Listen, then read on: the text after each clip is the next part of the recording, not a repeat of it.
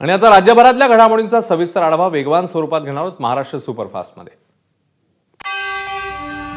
VDD चाळ पुनर्विकास प्रकल्पांतर्गत पहिल्या टप्प्यात माढाकडून इथल्या 556 रहिवाशांना मुख्यमंत्री फडणवीसांच्या हस्ते चाव्यांचं वाटप। मुख्यमंत्री आणि 2 उपमुख्यमंत्र्यांच्या उपस्थितीत सोहळा।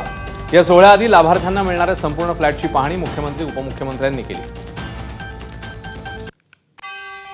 जुन्या पिढीमधील माणसं सोनं जपून ठेवत होती, मात्र मुंबईमध्ये आता सोन्यासारखीच किंमत घरांना आली आहे। त्यामुळे घरं विकू नका, पुढच्या पिढीला घर द्यायचं हे लक्षात ठेवा आणि या घरांना लाडक्या बहिणींचं सुद्धा नाव लावा, असं भावनिक आवाहन मुख्यमंत्री फडणवीसांनी केलं। अजितदादांनी उत्तम सल्ला दिलाय, ही घरं विकू नका।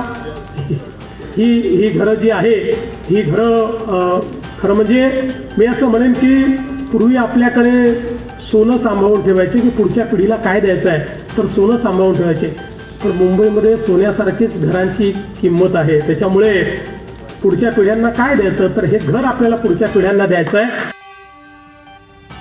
बीडीडी पुनर्विकास प्रकल्पांतर्गत 556 चाळवासियांना 13 ते 14 कोटी रुपये किमतीचं घर मिळालं। शेजारच्या इमारतीत 2,70,000 प्रति स्क्वेअर फूटचा दर असल्याचं अजित पवारांचं वक्तव्य।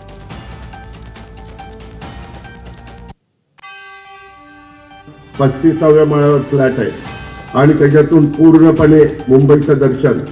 म्हणजे अशा प्रकारचे फ्लॅट जरा पलीकडच्या बाजूला तुम्ही गेला तर परवा ऐकला असेल, नमन बिल्डिंगमध्ये 2,70,000 रुपये स्क्वेअर फीटनं फ्लॅट विकला गेला।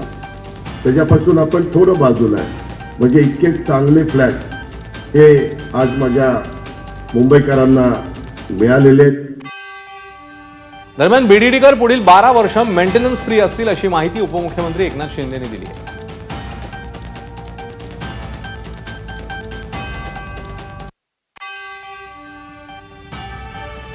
बातमी येते एमआयएम नेते इम्तियाज जलील यांच्या फेसबुक पोस्ट संदर्भातली, कारण त्यांनी मुख्यमंत्र्यांनाच निमंत्रण दिलंय। 15 ऑगस्टला माझ्या घरी चिकन पार्टीचं आयोजन